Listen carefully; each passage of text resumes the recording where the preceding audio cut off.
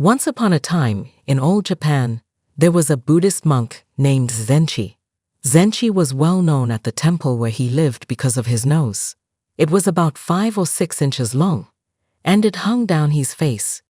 From his upper lip to the bottom of his chin, it was fat at the top and fat at the bottom, and looked like a long sausage, which hung off his face and swung from side to side. Zenshi was over 50 years old, and throughout his time at the temple, he had suffered constantly because of his nose. This made it very difficult to focus on meditation and chanting sutras, which were the roles of a Buddhist monk like him. There were 2 reasons Zenshi found his nose so hard to bear. Firstly, its length bothered him in everyday life. For example, he could never eat dinner alone.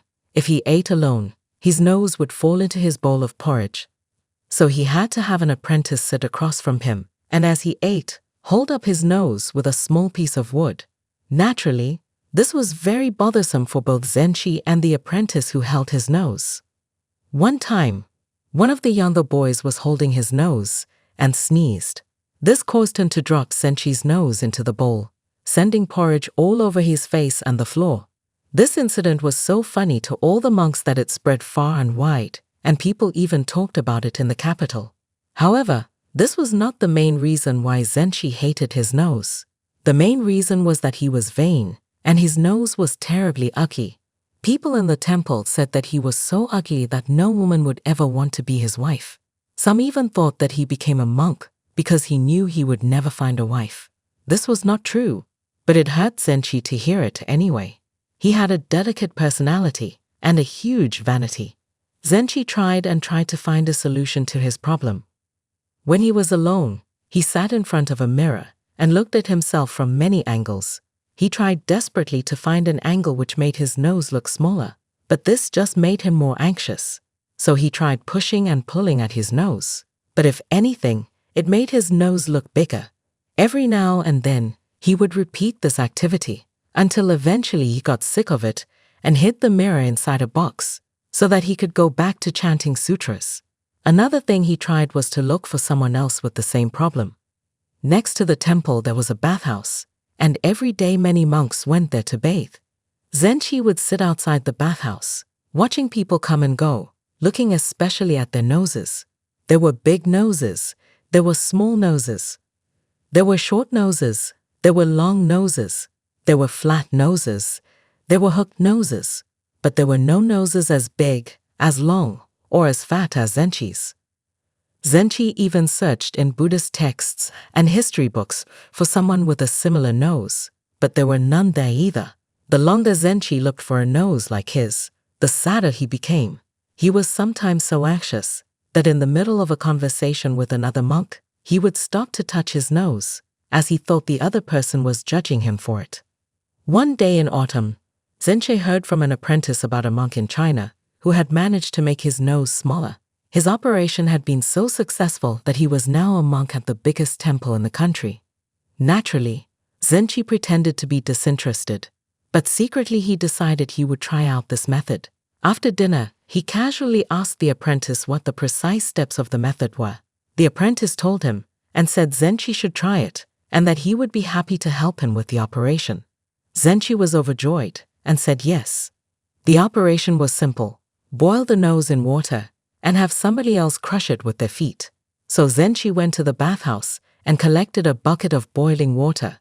He was worried that if he dipped his nose in, the steam would burn his face. So he cut a hole in a plate and put it on top of the bucket so that only his nose would be dipped inside the water. "Ready, Zenshi?" said the apprentice. "Ready," said Zenshi. He took a deep breath and put his nose inside the bucket. It was very hot, but it did not hurt. Instead, his nose felt itchy, like many small insects had bitten it. Zenshi moved away from the bucket and lay down on the floor, his nose still steaming. The apprentice stamped on the nose with all his strength. Once again, it did not hurt. In fact, because his nose was itchy, it was a pleasant sensation. The apprentice looked very sorry for what he was doing, however. He kept stamping and stamping, crushing the nose beneath his feet. Zenshi's nose started to crack open, and small lumps fell out that looked like pieces of grain. The apprentice said that they were supposed to collect these, so he took a bag and collected out the pieces of Zenchi's nose. Zenchi felt anxious because a part of his body was being treated like a common object, but he said nothing. For the final step, the apprentice took a wooden spoon and scooped the fat out of Zenchi's nose. This part was the strangest, and he felt a bit sick as he watched the fat be taken out of his nose. 4 big spoonfuls came out and were placed into a small bowl. After being boiled, crushed, and emptied, Zenchi's nose was indeed smaller. The apprentice brought him a mirror, and he spent a long time examining his new nose. It was still hooked, but only 2 inches long. It had bright red scars from where it had been crushed by the apprentice, but already they were fading. Zenchi was confident that nobody could laugh at it because it was now a normal-sized nose. What he did worry was that the change would not be permanent. As he was chanting sutras, reading texts, and eating his meals that day, he would from time to time feel his nose. Each time he found that it was as before, well above his upper lip and not hanging down to his chin. When he went to bed, he worried that he would wake up and find it was all a dream. But when the sun rose the next day, he felt his nose, and it was still small. He was overjoyed. He had never been so happy in his entire life. A few days later, though, his joy began to fade. It was strange. As he walked around the temple, people looked at him with judging eyes. And while before they had made an effort to avoid looking at his nose, now they stared openly at it. When he walked into the dining hall, the other monks, including the apprentice who dropped his nose in the porridge, looked down suddenly. They had clearly been talking about him and were trying not to laugh. Everywhere he went, people laughed behind his back. At first, Zenchi tried to convince himself that this was an unrelated issue, but eventually he had to admit that it was related to his change in appearance.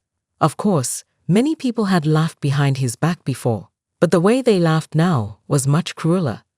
Apparently, his short nose was much funnier than his long nose had ever been.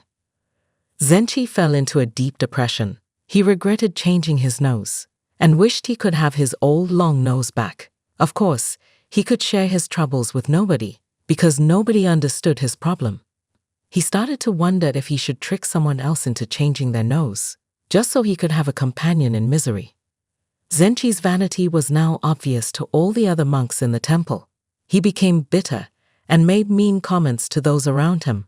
The apprentice who had helped him shorten his nose told him that he would be punished for his sin of treating people badly instead of spreading the word of Buddha. This made Zenchi feel even worse, and as a result he became even crueler. One day, Zenchi heard shouting and went outside to see what was happening. One of the apprentices was chasing a dog with a piece of wood, shouting, "I'll hit you with my nose. I'll hit you with my nose." Zenchi grabbed the piece of wood from him and hit him in the face. Then he realized it was the wood that was used to hold up his nose when he ate porridge. Before his operation, he dropped it, feeling sick, and ran away. That night, Zenchi felt so awful about his nose that he could hardly sleep. It was a cold night, and his nose itched. When he touched it, it was wet and swollen. He thought he had a fever and tried to go to sleep. The next morning, it was a beautiful bright day. Zenchi got up and went to sniff the flowers. That was when he noticed something different. He felt something familiar. He lifted his hand up to his nose. It was about 5 or 6 inches long, and it hung down his face, from his upper lip to the bottom of his chin. His old nose was back. Zenchi felt a great relief. He felt just as happy as he had when his nose was shortened before. As the wind blew his nose from side to side, he felt sure that nobody would laugh at him anymore.